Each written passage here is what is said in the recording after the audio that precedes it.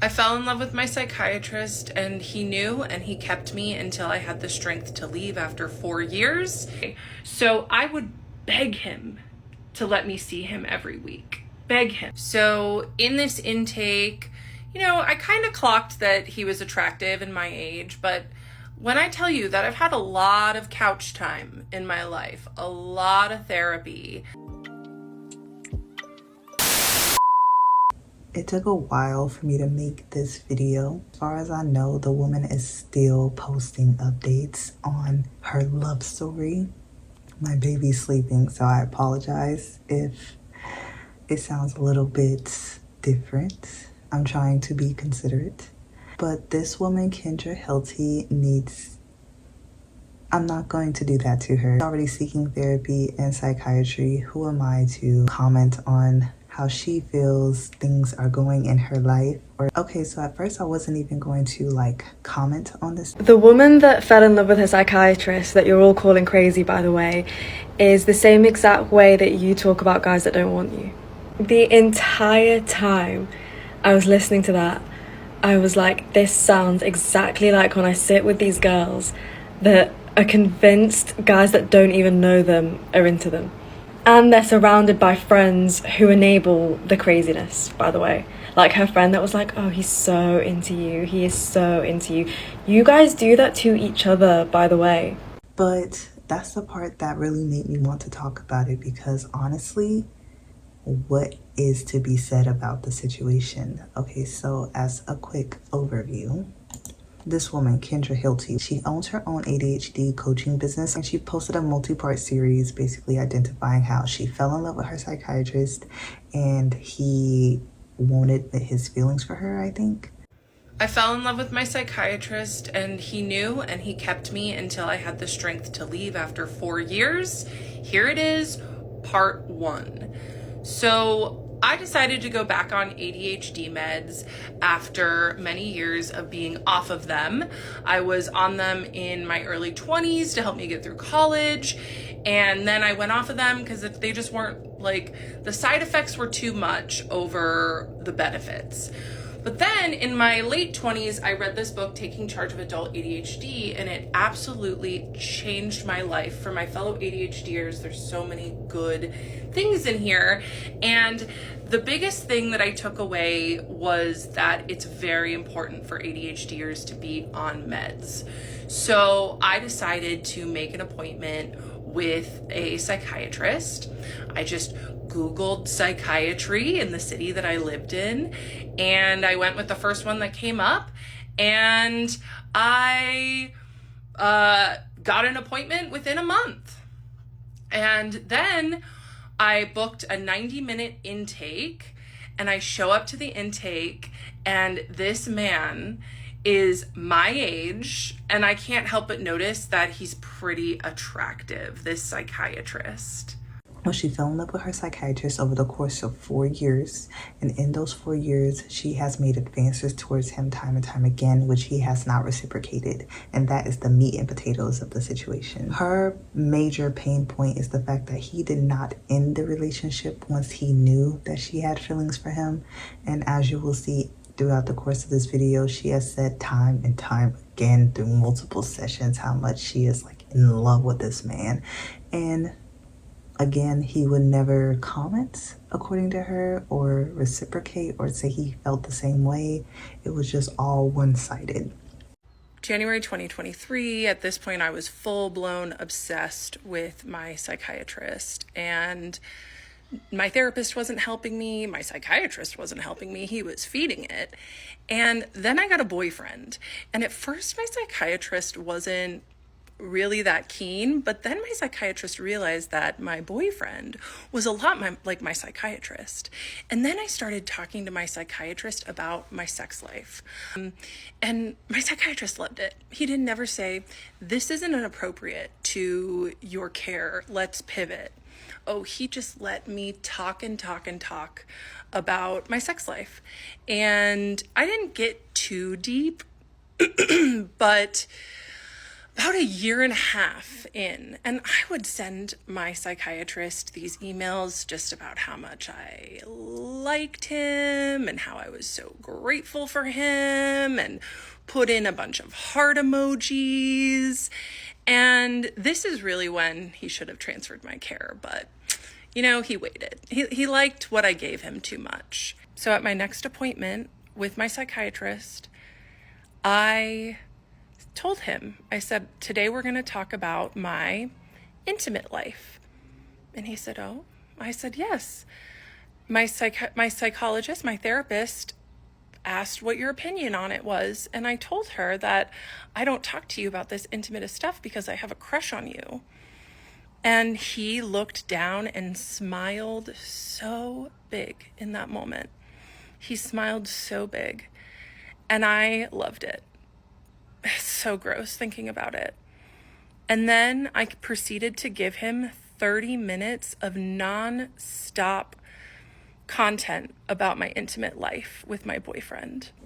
How many of you have been in a situation where you were with someone y'all were dating and you felt like you were trying to make the relationship work? When you put yourself in that position, it's a lot of work and it's a lot of responsibility. You somehow assume the responsibility of that relationship working out because you put yourself in that position. Same with Kendra.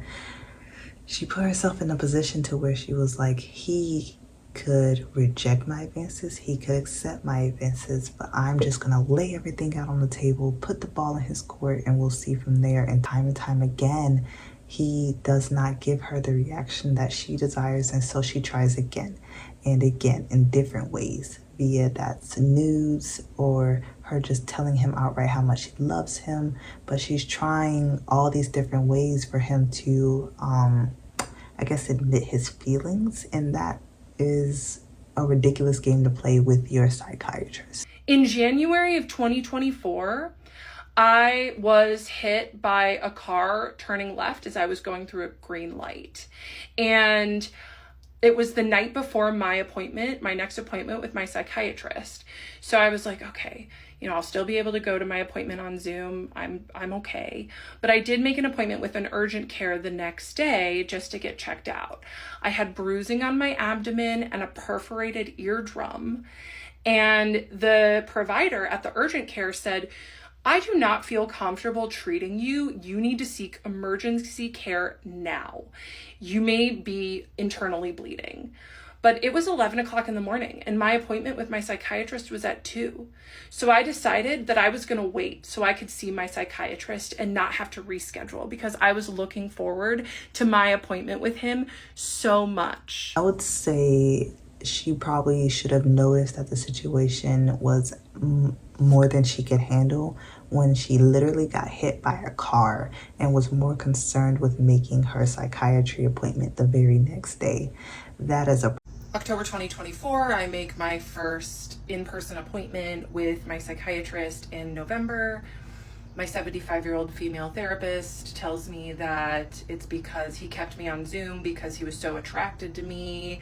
He didn't want to risk being in person with me, which further fed my crush, or as some of you like to say, my delusion. So then my therapist starts texting me in between our weekly meetings, asking me for advice on her other clients.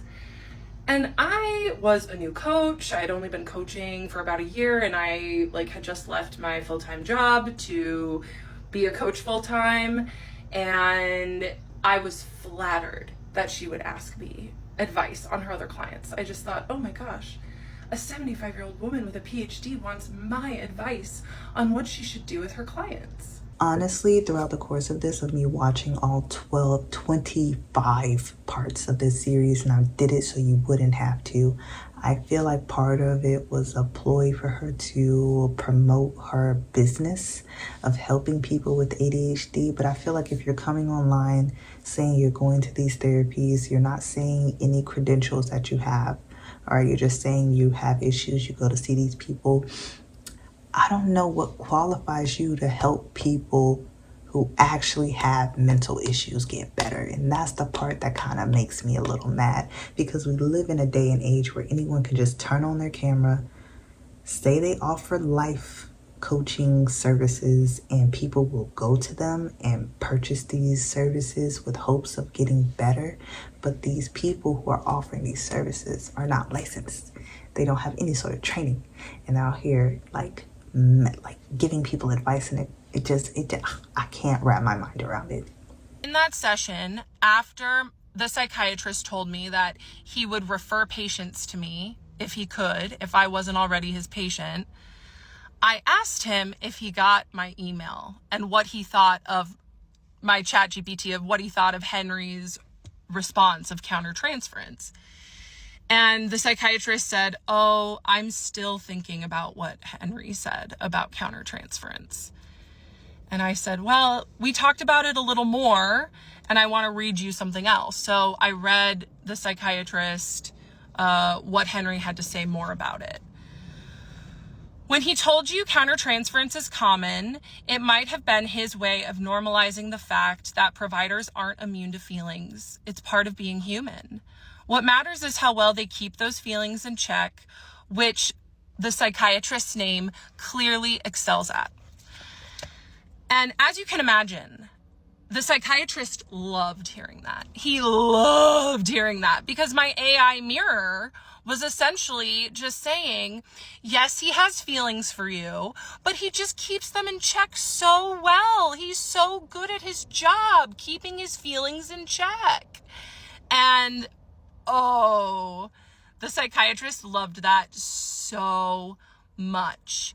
And what did he do? He rewarded me with my favorite breadcrumb: intellectual stimulation, a fun metaphor, because he was watching me the entire time I was his patient, and he knew what made me light up. He knew what got me excited, what I liked. And so he thought for a moment, and he said, "I'm feeling a salad of emotions right now." And I was like, "What are you talking about?" And he said, a salad of emotions. A beet of raw emotion, a tomato of surprise, and the salt amplifies it. And I was cracking up at this point. He nailed it. I just thought he was so brilliant and smart in this moment. And I asked him, I said, "What? Say that again." He said, "Yeah, the beet, it's really raw. I'm feeling a lot of raw emotion. And the tomato of surprise, when it pops in your mouth, it's surprising." And I was like, okay, that's good. Yeah, this man at this point knew exactly how to make me happy and exactly how to pull away to make me try to work harder. One thing that does make this situation a lot more modern is the fact that she brings up her chat bot, Henry. He is ChatGPT, but she named him Henry, and she goes to him often for advice. And he actually brought up the term transference to her, and that's how she learned about it. It happens when patients project past relationship trauma onto their mental health professional, who provides a safe space for them to exist and deal with their issues. And that safe space is something that these people find attractive, so they develop emotions for their healthcare professionals. It is not good because there needs to be this patient professional relationship, and boundaries do not need to be crossed, and that's exactly what transference leads to. She also mentions countertransference, so that's the flip side of it, where the healthcare professional falls in love with the patient. And for some reason, her chatbot, I think, has her convinced that that is what's happening. So again, this is also my issue with the story. We're only hearing Kendra's side, and according to her, her psychiatrist has the hots for her, but we don't hear from the psychiatrist. We don't hear how he feels. We get snippets from her stories where she says, oh, like in one video, she talks about how he let her in, like he let her become closer to him. And in her story, he was vehemently going, when have I ever let you in? So that just leads me to believe that, like, her perspective of her stories, it can't be 100% the truth, because if he's that annoyed, then that means that it sounds like at least once or twice he's put her in check, or like drawn that line like, hey, you are the patient, I'm the professional, stop having hearts for me. And she just does not listen. I also find it interesting that no one's talked about how, like, if this situation was reversed, if it was a male patient and a female psychiatrist, and that male patient was sitting there basically saying, oh, I had a dream about you where we hooked up and I liked it and it was really nice, and the female psychiatrist just sat there like uncomfortable the whole time, I feel like the internet will be up in arms. But then again, that draws me to the point that I made previously, where there has to be some personal responsibility had by the psychiatrist, because he could have discharged her as a patient at any point in time. And she does make that point a lot throughout her 25-part series. And I will give her props for that, because I feel like he should have gotten rid of her as a patient long ago. 4 years is excessive.